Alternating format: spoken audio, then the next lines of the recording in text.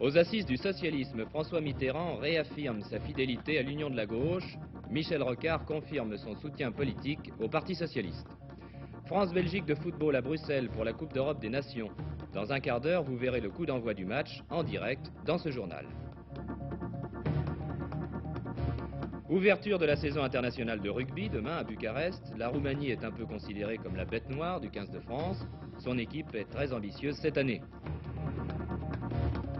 À la fin de cette édition, nous ouvrons le dossier du Mozambique indépendant avec un premier reportage de nos envoyés spéciaux sur la révolte des 200 000 colons portugais. Mesdames, Mesdemoiselles, Messieurs, bonsoir. Ne souriez plus si votre concierge ou votre épicier, traditionnel porte-parole du bon sens populaire, vous disent qu'il n'y a plus de saison. Ils n'ont pas tort à en juger par les manifestations insolites de cet hiver pour le moins précoce.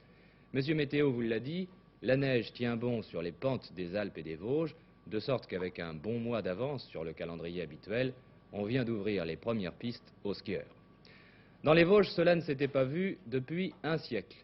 En une semaine, il est tombé à peu près autant de neige que durant tout l'hiver dernier. Il y en a 50 cm d'épaisseur sur les sommets du Ballon d'Alsace et de la Bresse, où 4 remontées mécaniques au total fonctionnent. Ces images qui ont été filmées ce matin montrent, s'il en était besoin, que les skieurs n'ont pas peur de commencer leur saison un 12 octobre. Pour la petite histoire, sachez qu'une épreuve de ski sur herbe devait avoir lieu la semaine dernière dans les Vosges. Les concurrents ont su parfaitement s'adapter aux circonstances. Ils ont changé leur fart et ils ont évolué sur la neige toute fraîche. 1500 délégués réunis pendant le week-end à Paris autour de François Mitterrand. Ces assises nationales du socialisme sont en quelque sorte le premier aboutissement de l'appel lancé par M. Mitterrand après l'élection présidentielle. Il y a 5 mois, on s'en souvient, le premier secrétaire du Parti socialiste s'était promis de rassembler tous ceux qui se réclament du socialisme. Aujourd'hui, précisément, il a été permis de faire les comptes. Le grand rassemblement socialiste est donc commencé depuis ce matin. Tous ceux qui y participent, selon les termes de François Mitterrand, placent leur espoir dans le socialisme et souscrivent aux mêmes thèses. En clair, ils sont ou vont rejoindre le courant socialiste. Cet élargissement a été rendu possible par la rédaction d'un projet de société rédigé par les 3 composantes de ces assises. Les socialistes, une partie du PSU et des syndicalistes, notamment de la CFDT. Ce projet, on l'a présenté et commenté ce matin, on en discute actuellement, mais dans ses grandes lignes, il ne sera pas modifié. Il n'y a donc pas de grande surprise à attendre de ces 2 jours de réunion. En revanche, la dynamique du parti va être renforcée. François Mitterrand a derrière lui un parti chaque jour plus puissant. Des hommes nouveaux vont le rejoindre, Michel Rocard, Robert Chapuis et de nombreux militants.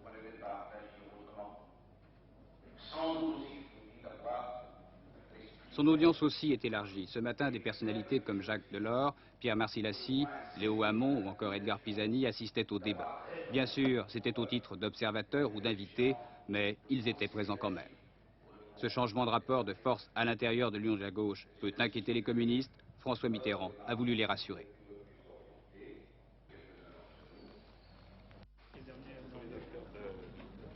Les communistes, je le leur dis amicalement, doivent savoir que nous sommes fidèles et que nous ne nous lancerons pas dans le conte, j'allais dire, d'apothicaire des défaillances mutuelles. Elles sont peu nombreuses, si peu nombreuses qu'elles sont négligeables, à côté de ce qui rassemble et des disciplines consenties. Tout le reste est insignifiant. En tout cas, s'il fallait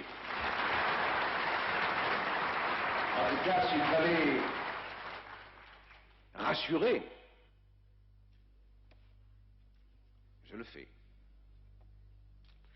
Je le fais car je sens trop combien les militants d'un communisme qui n'est pas la structure socialiste que nous-mêmes nous souhaitons, représentent en tant qu'apport indispensable d'esprit de dévouement, de capacité d'organisation, de luttes acceptées l'immense part des militants communistes dans le monde qui ont lutté pour la libération des travailleurs. Alors, je le répète, ne soumettons pas à des humeurs ou à des tactiques limitées ou à des besoins dialectiques de circonstances, ce qui reste pour les socialistes une vérité fondamentale. Ce ne sont pas les socialistes des assises du socialisme, ni qui briseront, ni qui freineront les progrès de l'union de la gauche. Le projet de société fait une large place à l'autogestion, qualifiée de clé de voûte du socialisme. Un thème qu'a explicité Michel Rocard, qui prenait la parole au nom de la composante PSU. C'est l'inversion de la pyramide du pouvoir dans notre pays où toute souveraineté tombe du sommet et est déléguée. Nos départements, nos communes ne sont attributaires que de ce que le pouvoir central veut bien leur laisser faire, de même que les usines, les directeurs d'usines capitalistes ne sont attributaires que des délégations que le conseil d'administration veut bien leur donner. L'autogestion, c'est l'inversion de cette mécanique. Sont prises le plus près possible de ceux qui vont les subir, les décisions qu'ils vont eux-mêmes contrôler, et tout ce qu'il faut prendre aux étages au-dessus est fait sur délégation. Ce sera long à faire et nous ne rêvons pas du tout. Cet après-midi, la salle de réunion a été divisée en 12 carrefours où l'on a discuté des grandes préoccupations des militants. Demain, au cours d'un forum, le projet de société sera de nouveau débattu. Alors, notre pourcentage est à 32,8, oui. Qu'est-ce qui part?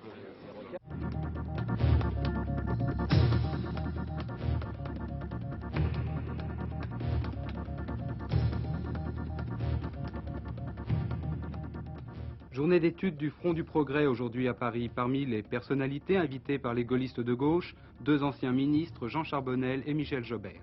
Dans une lettre adressée à Jacques Doher, secrétaire général du mouvement, Jacques Chaban-Delmas estime que les options qu'il a présentées lors de la campagne présidentielle demeurent fondamentalement bonnes.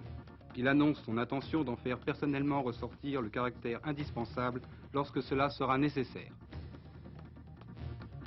2 des 8 harkis qui poursuivent une grève de la faim depuis le 4 septembre dans l'église de la Madeleine à Paris sont dans un état alarmant et l'un d'eux a été hospitalisé ce matin. Une manifestation de soutien s'est déroulée cet après-midi sur les Champs-Élysées. Les harkis réclament leur indemnisation en tant que rapatriés et le livre abcès en Algérie pour eux et leurs familles. Plus de doute, Tina Niarchos, la femme du célèbre armateur milliardaire grec, ne s'est pas suicidée. L'autopsie pratiquée cet après-midi à l'Institut médico-légal de Paris a confirmé qu'un œdème du poumon avait provoqué sa mort. On a un peu trop tendance à oublier que le salon de l'auto, c'est également le salon de la moto. Dans une toute petite seconde, le temps, je pense, de calmer ce commentateur un peu intempestif et de poursuivre normalement le journal. Nous arrivons d'ailleurs à l'actualité sportive. Mais ce n'est pas d'automobile que nous allons parler, mais de cyclisme. Eddy Merckx battu, c'est le premier résultat d'un week-end sportif riche en événements. Le champion belge a tout fait pour remporter le Tour de Lombardie, mais il a été battu sur le fil par son compatriote Roger De Vlaeminck. Les Italiens Perletto et Conti, mais surtout les 2 Belges Merckx et De Vlaeminck, ils sont 4 qui pénètrent sur la piste du Vélodrome de Côme. Ces coureurs accomplissent leur 266e kilomètre, ils sont partis 7 heures plus tôt de Milan. Ils achèvent ici le Tour de Lombardie, traditionnellement la dernière grande classique de la saison sur route. Dans l'ordre, Conti devant Merckx, suivi de De Vlaeminck et Perletto, mais il reste en cet instant un tour de piste. Et pour le moment, on avance franchement, mais on observe surtout. Merckx, deuxième, va tenter de se placer, mais au-dessus de lui, regardez bien, va surgir De Vlaeminck, son compatriote et rival. De Vlaeminck devant Merckx, les positions ne changeront plus. Derrière les 4 se placeront ensuite Verbeek et Bernard Thévenet à 1,24 et avec plus de 2 minutes de retard, Danguillaume et Ovion respectivement 10e et 12e.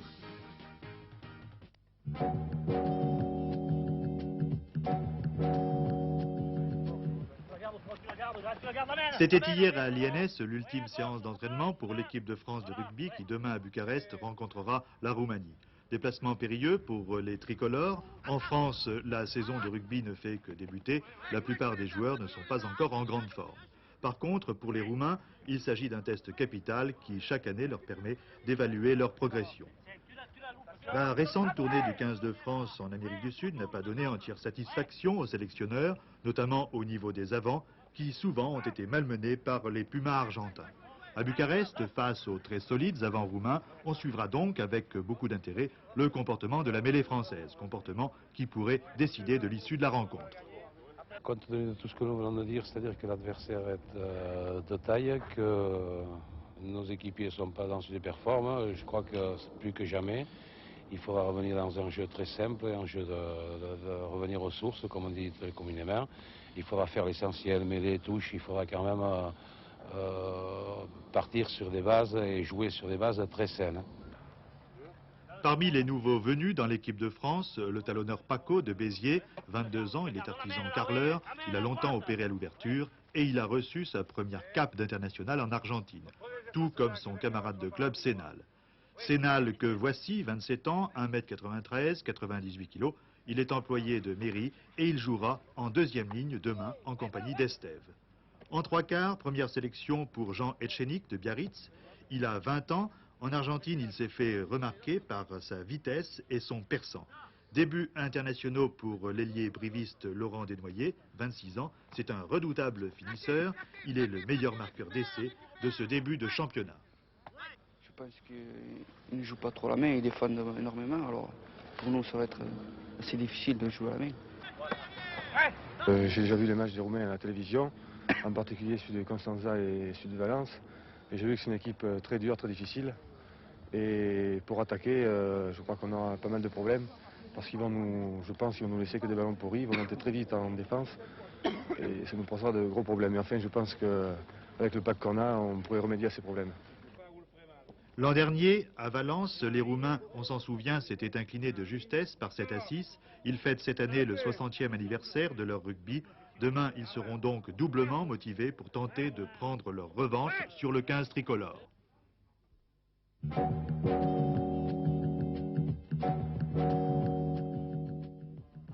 On a un peu trop tendance à oublier que le salon de l'auto, c'est également le salon de la moto. Et paradoxalement, au moment où la moto est en plein essor, 20% d'immatriculation en plus cette année, on réduit la surface et le nombre de ses exposants. Alors, en cherchant un peu, là-bas, tout au fond du grand hall, on peut découvrir 35 exposants serrés les uns contre les autres. C'est bien dommage puisque cette fois encore, le salon de la moto regorge de vraies nouveautés. Car contrairement à l'automobile, on attend encore le salon de Paris pour présenter son nouveau modèle. Incontestablement, le clou du salon cette année, c'est la Honda 1000, la Goldwing. Guère plus grosse qu'une 750, moteur 4 cylindres, refroidi par eau, 5 vitesses, transmission à catène et 3 freins à disque hydrauliques. Le réservoir est placé sous la selle et le coffre à gants est à la place du réservoir. D'après ce qu'on peut savoir, cette 1000 serait très maniable, sa vitesse de l'ordre de 230 km/h et son prix se situerait aux alentours de 20 000 francs.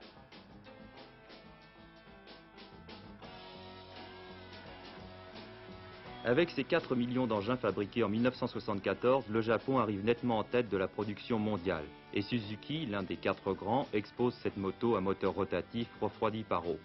Un bon point pour la sécurité et le confort, le tableau de bord est verrouillable. Garantie 20 000 km, la Suzuki est vendue 16 000 francs.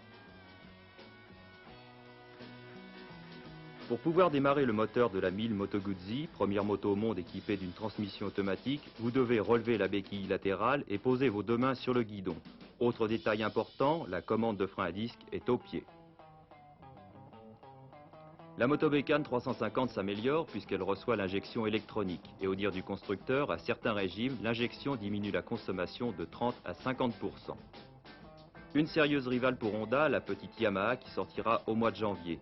Dotée d'une boîte automatique à 4 rapports, la Chali, c'est son nom, coûtera 3 500 francs. On pensait le scooter définitivement mort. Eh bien, le Salon de Paris confirme son timide renouveau puisque Vespa y expose plusieurs modèles de 50 à 125 cm3. Et si les embarras de la circulation ou le vacarme des moteurs vous dérangent, vous pouvez désormais rouler comme dans un rêve grâce à ce casque muni d'un récepteur radio. Et pour concilier moto et musique, il vous en coûtera 500 francs.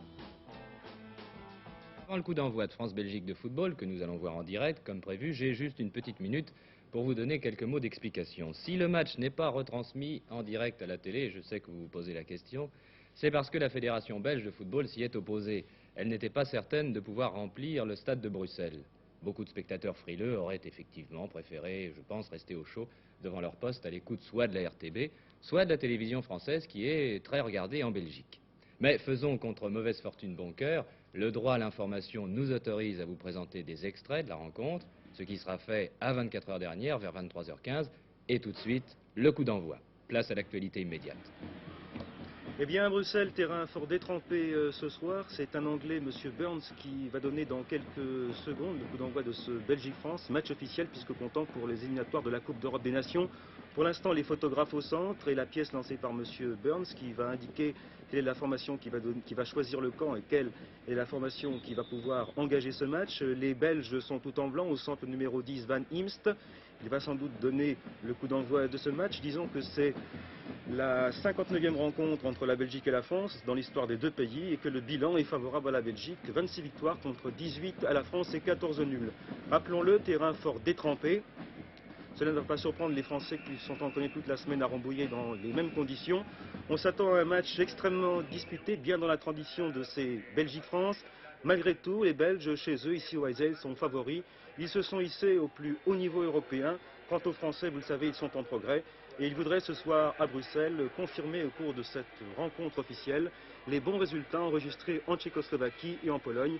Mais cela se passait, vous le savez également, au cours de matchs amicaux. Monsieur Burn, dans de brèves secondes, le coup d'envoi avec la triplette centrale de la Belgique, c'est-à-dire sur la droite Verheyen, l'ailier droit d'Anderlecht, il y a également au centre Lambert, et puis à gauche Teugels. Voilà, pas encore la première minute de jeu, mais dans un instant, la première seconde. Monsieur Burns consultant son chronomètre, c'est parti, Verheyen, les Belges touchant ce premier ballon, ils vont essayer d'entrer, de faire la différence, car les Français, eux, sont bien armés moralement. Stefan Kovacs leur a donné grande confiance en leurs possibilités. Les Belges, pour l'instant, toujours contrôlant le ballon, ils sauf par leur capitaine Van Imst. Oui, nous retournerons dans une dizaine de minutes à Bruxelles pour savoir si des buts ont été marqués. En attendant, je vous propose de tourner la dernière page de ce journal.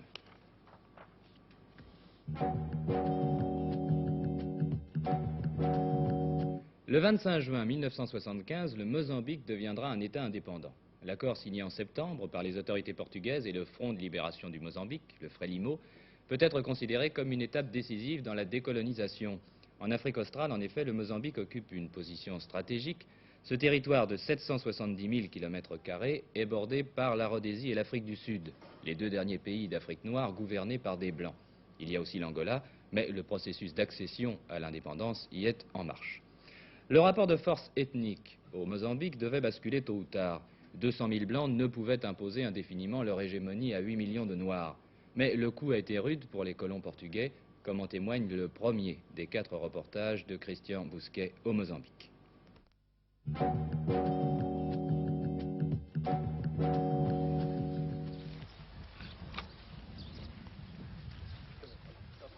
Deux cercueils pour des innocents, c'est l'enterrement des dernières victimes blanches des émeutes de Lourenço Marques.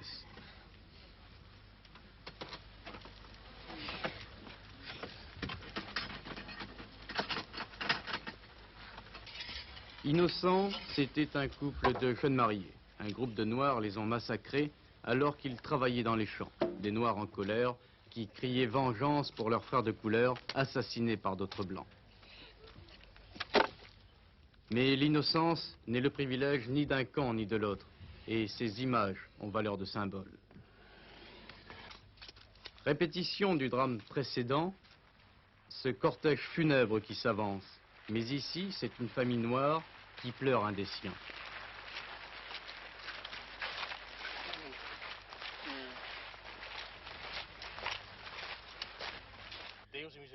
Innocent, ce noir l'était aussi. Une nuit, il était allé frapper à la porte d'un blanc pour lui emprunter un outil. Ce dernier a pris peur et d'un coup de pistolet l'a blessé grièvement. Jamais en 5 siècles de colonisation, un fossé aussi profond n'avait séparé les 200 000 blancs des 8 millions de noirs du Mozambique. La haine, la peur ou la vengeance avait fait en quelques jours 82 morts, dont 13 blancs et près de 500 blessés. Tout avait commencé avec la révolte des Blancs contre ce qu'ils appelaient la braderie du Mozambique. La mère patrie, le Portugal, venait de s'entendre par-dessus leur dos avec les ennemis d'hier, le Frélimo.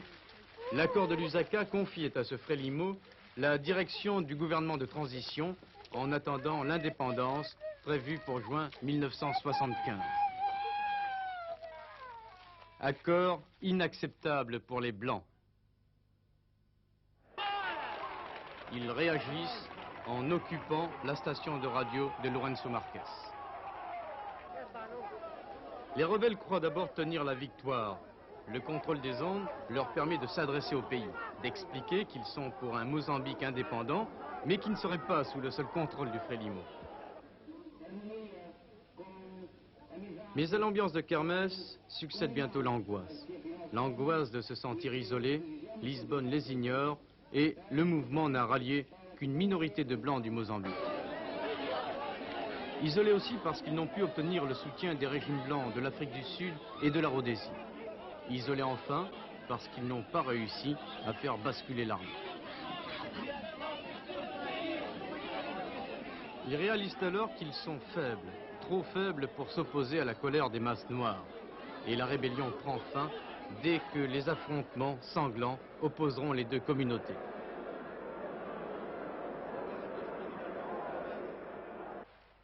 La kermesse héroïque n'aura duré que 3 jours, un bref accès de fièvre, mais qui a suffi pour dresser l'une contre l'autre les deux populations.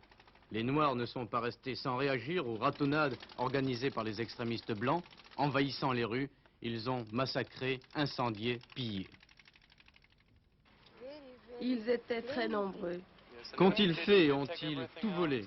Oui, ils ont tout pris, tout.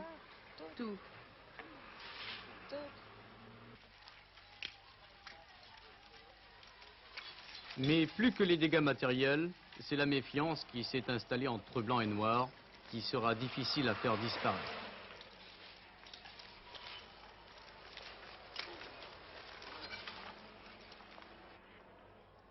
Dans les bidonvilles qui ceinturent Lourenço Marques, la tension persiste. La population noire est sur le qui-vive.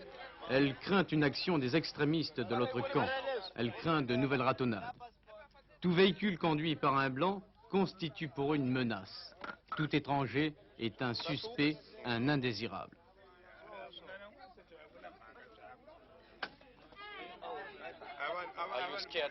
Avez-vous peur des blancs? Oui. Et c'est pour vous défendre que vous avez ces bâtons? Oui. Vous ne voulez pas que les blancs viennent ici? C'est cela, oui. Et maintenant, pensez-vous qu'il est encore possible de vivre en paix avec les blancs? Non. Les responsables locaux du Frélimo ont fort à faire pour désamorcer la poudrière des quartiers noirs. Il ne faut pas s'en prendre aux blancs, disent-ils. Seule une petite minorité est responsable des événements. Et puis, l'armée portugaise aussi sert de tampon entre les deux camps. Elle tente de prévenir tout acte de provocation, d'apaiser par tous les moyens les esprits surchauffés.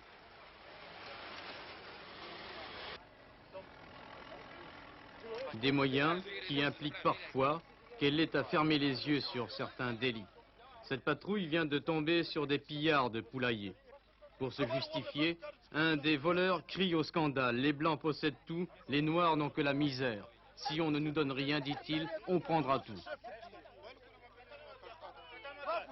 Ce problème sur lequel les soldats ne se prononcent pas est celui qui se posera demain au nouveau maître du Mozambique.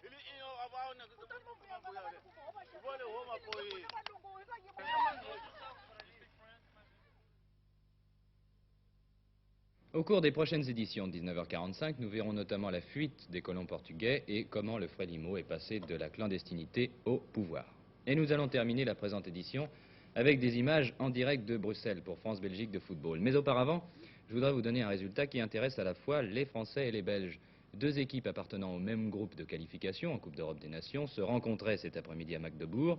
Et c'est une surprise considérable, la modeste équipe d'Islande a tenu en échec 1 but partout l'Allemagne de l'Est. Cette Allemagne de l'Est qui, on s'en souvient, s'est illustrée en Coupe du Monde. Alors à Bruxelles, où en est-on, Georges Dominique? Eh bien ici au stade du Heysel, c'est la 8e minute de jeu. Le score n'a pas encore été ouvert, toujours 0-0.